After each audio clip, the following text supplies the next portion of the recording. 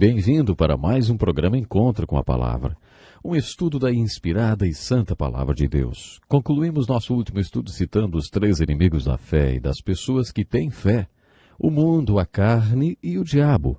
Se você já estiver com sua Bíblia, então abra no capítulo 9 do livro de Josué.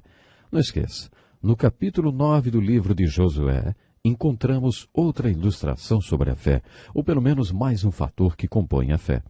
Denominei esse capítulo de A Percepção da Fé. Um dos elementos mais importantes da fé é o discernimento. Para viver uma vida de fé, você precisa conhecer a vontade de Deus. Talvez a pergunta que os pastores mais ouçam na vida seja: Ei, pastor, como eu posso saber o que Deus quer que eu faça? Quando as pessoas descobrem que existe a vontade de Deus para as suas vidas, elas querem descobrir qual é. Para saber qual é a vontade de Deus, você tem que ter o Espírito Santo para que ele dê a você discernimento espiritual. E para uma pessoa ter a orientação do Espírito Santo, ela precisa ser uma seguidora de Cristo. A estratégia de Satanás é enganar, simular e imitar tudo que é Deus. Satanás foi um anjo de luz. Se você imagina um inimigo com uma roupa vermelha segurando um daqueles forcados enormes, presas na boca, então você imagina exatamente como ele quer que você o imagine. Ele quer que você o imagine como uma figura mitológica. O poder de Satanás é bem real. Vou repetir, hein? O poder do inimigo é real. Na dimensão espiritual, existe o poder de Deus e o poder do maligno. Nem tudo que é espiritual é do Espírito Santo. É por isso que Moisés nos alerta tão enfaticamente sobre feitiçaria e espiritismo e tantas outras coisas que têm a ver com a dimensão espiritual, mas não com o lado bom dessa dimensão espiritual. No capítulo 9, lemos sobre os gibeonitas. Capítulo 9 de Josué, claro. Assim como Raabe, os gibeonitas perceberam o povo de Israel avançando sistematicamente na terra de Canaã, matando todos os povos inimigos e por isso sabiam que também seriam atacados. Então eles usaram um disfarce. Eles mofaram seus sapatos, roupas e alguns pedaços de pão. Gastaram os seus sapatos nas pedras, até que parecessem que tinham sido usados por muito tempo, e fizeram suas roupas parecerem que eram muito velhas. Eles moravam nos arredores, mas quando foram falar com os filhos de Israel, deram a impressão que vinham de uma terra muito distante. O triste dessa história é que os israelitas não consultaram a Deus a respeito disso. Eles simplesmente fizeram um acordo com essa gente. Os gibeonitas imploraram aos israelitas que fizessem um acordo com eles. Façam um trato conosco. Nós não somos da terra de Canaã. Somos de uma terra muito distante. Sabe, os israelitas não consultaram ao Senhor. Eles tomaram a decisão sozinhos e fizeram um acordo com aquela gente. Logo depois descobriram que, na verdade, os gibeonitas não eram de uma terra distante. Eles era dali mesmo, das terras de Canaã. Eles eram tão incivilizados naqueles dias, vamos dizer assim, que mantiveram o acordo que tinham feito com os gibeonitas e não os mataram. Por isso eles escravizaram aquele povo. Lenin afirmou que acordos, tratos, são como cascas de ovos. Tratos e acordos são como cascas de ovos, ele diz. Foram feitos para serem quebrados. Você sabe, né? Todo mundo hoje quebra acordo, né? Quebra tratos. Isso é uma coisa triste, não é verdade? Bom, mas deixa a palavra do Lenin para lá. Muitas vezes ouvimos que os povos daquele tempo eram incivilizados, mas eles levavam os tratados, os acordos muito a sério. Os homens de Israel não exterminaram os gibeonitas. Os gibeonitas representam um dos modelos dos inimigos, ou dos obstáculos para a nossa fé contidos no livro de Josué. O primeiro modelo está ilustrado em Jericó. Muitos acreditam que Jericó é a figura do mundo, pois somos atraídos pelo mundo como Acã foi atraído pela capa, pela prata e pelo ouro. Vemos, desejamos e pegamos. As coisas do mundo nos distraem, e o mundo é um grande inimigo da nossa fé.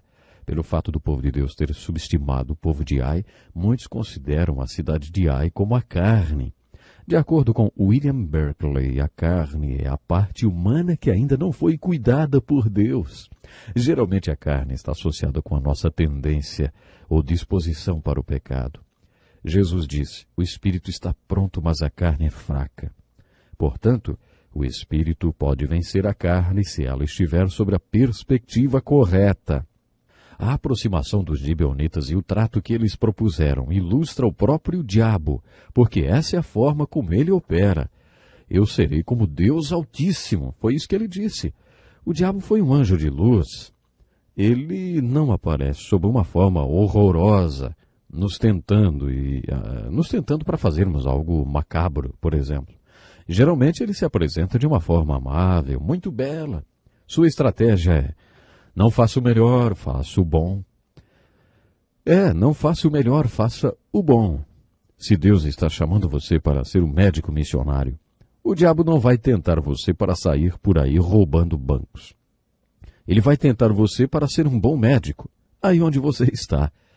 Sabe, precisamos de bons médicos aqui, isso é bom. Mas se Deus quer que você seja um médico missionário em outro país, isso é o melhor para a sua vida. A estratégia de Satanás é nos convencer a fazer o bom e não o melhor para nossas vidas. É por isso que alguns dizem que o maior inimigo do melhor é o bom. É por isso que os gibeonitas, que eram enganadores, representam o diabo. Em Josué capítulos 6, 7, 8, 9, você tem a figura de 3 obstáculos para a fé. No capítulo 6, o obstáculo é o mundo. Nos capítulos 7 e 8, a carne é representada pela cidade de Ai. E no capítulo 9, os gibeonitas são a figura de Satanás. Em todo o livro de Josué encontramos ilustrações de fé. Primeiramente, encontramos o que chamamos de a perspectiva positiva de fé. Um dos maiores personagens de fé da Bíblia é Caleb. Abraão é o personagem cuja fé é a mais importante do Velho Testamento. Mas Caleb também é muito importante. Você está lembrado que ele foi um dos espias que, junto com Josué, trouxeram um relatório positivo sobre Canaã? Pois é, Caleb nunca perdeu a sua perspectiva. Durante todo o tempo que o povo andou pelo deserto, Caleb pensava naqueles cachos de uva de Hebrom. As pessoas reclamavam e morriam de sede, mas Caleb nunca perdeu a sua visão. Imagine as pessoas perguntando: Caleb, em que você está pensando? E Caleb respondeu: bom, eu estou pensando naqueles cachos de uva da cidade de Hebrom. Ele nunca perdeu a visão de Hebrom. Os outros eram especialistas em gigantologia, como mencionamos quando estudamos o livro de Números. A letra de um antigo hino ilustra isso. Todos viram os gigantes, mas Caleb? Caleb viu o Senhor. Caleb também viu os gigantes e obstáculos, claro, mas ele tinha um Deus que era maior do que os obstáculos. Quando eles entraram na terra de Canaã, Caleb conquistou e tomou posse de Hebrom, a cidade que Moisés havia prometido a ele. Ele apresentou-se a Josué, reivindicando sua cidade, e recebeu permissão para conquistá-la. Essa é uma linda ilustração da perspectiva positiva de fé. Mas o livro de Josué também possui uma perspectiva negativa de fé. Nós vemos isso entre os capítulos 14 e 23. Esses capítulos contam que os filhos de Israel não expulsaram os povos que viviam na terra de Canaã. Deus havia ordenado guerras de extermínio. Se eles tivessem executado as guerras de extermínio contra as nações de Canaã, mais tarde não teriam sido escravizados 7 vezes. Lemos sobre isso no livro de Juízes. No livro de Josué nós lemos: os descendentes de Judá não conseguiram expulsar os jebuseus que viviam em Jerusalém. Até hoje os jebuseus vivem ali com o povo de Judá.